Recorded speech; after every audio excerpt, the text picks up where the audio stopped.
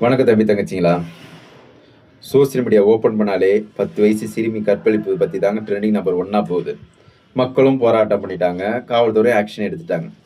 இதுக்கு மேலேயும் எந்த பொண்ணுக்கு இந்த நிலைமை வராது, எந்த குழந்தைக்கு இந்த நிலைமை வராதுன்னு யாராலையும் 100% கேரண்டி கொடுக்க முடியாதுங்க.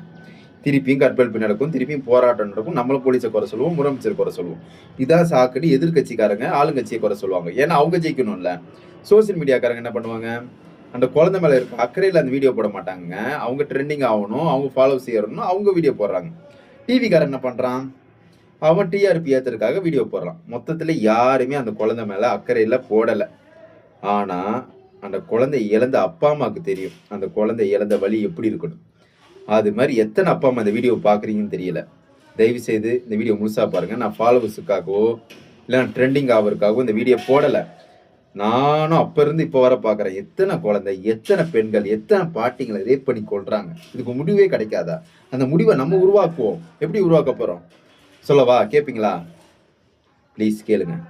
என்னன்னா, நம்ம சின்ன வயசுல நம்ம ஸ்கூலுக்கு போறப்போ தாத்தாவோ பாட்டியோ அப்பா அம்மா யாருன்னா ஒருத்தவங்க ஸ்கூல்ல கூட்டியாந்து சேஃப்டியா விட்டுட்டு நம்ம கரெக்டா உள்ள போயிட்டோமான்னு பார்த்ததுக்கு பிறகுதான் வீட்டுக்கு போவாங்க. அதே மாதிரி ஸ்கூல் முடிஞ்ச உடனே நம்ம தாத்தா பாட்டிங்க 1 ஹவருக்கு முன்னாடியே வந்து நம்மளை கூட்டிகிட்டு வீட்டுக்கு வருவாங்க.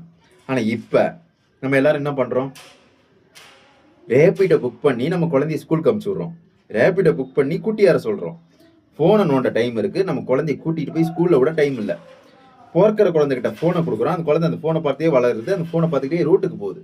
போறப்ப என்ன ஆகுது, எவனோ ஒரு மிருகம் அந்த குழந்தைய தூக்கிட்டு போய் ரேப் பண்றான். போலீஸ்க்கு தெரியுமா இந்த டைம்ல இந்த வந்து அந்த குழந்தைய தூக்கிட்டு போய் நான் ரேப் பண்ண போறான்னு அவங்களுக்கு எப்படி தெரியும்? அவங்க என்ன கடவுளா, சூப்பர்மேனா? நம்ம கம்ப்ளைண்ட் பண்ணா மட்டும்தான் அவங்களுக்கு தெரியும். ஆனா நம்ம கம்ப்ளைண்ட் பண்ணி ஆக்ஷன் எடுக்கிறதுக்குள்ள அந்த குழந்தை வாழ்க்கை போயிருது. உங்க குழந்தை உங்க கையை விட்டு போயிருது. கரெக்டா? சின்ன வயசு எல்லாரும் சொல்லுவாங்க, கேள்விப்பட்டிருக்கீங்களா, வீட்டுக்கு ஒரு பெரியவங்க இருந்தால் வீடு கலையா இருக்கும். அது ஏன் தெரியுமா? இப்ப இருக்க ஜென்ரேஷன் எல்லாருமே ஹஸ்பண்ட் ஒய்ஃப் 2 பேருமே வேலை செய்யறாங்க. 3வது ஒருத்தவங்க கிட்ட காசு கொடுத்து நம்ம குழந்தைய பார்த்துக்க சொல்றோம். கரெக்டு தானே?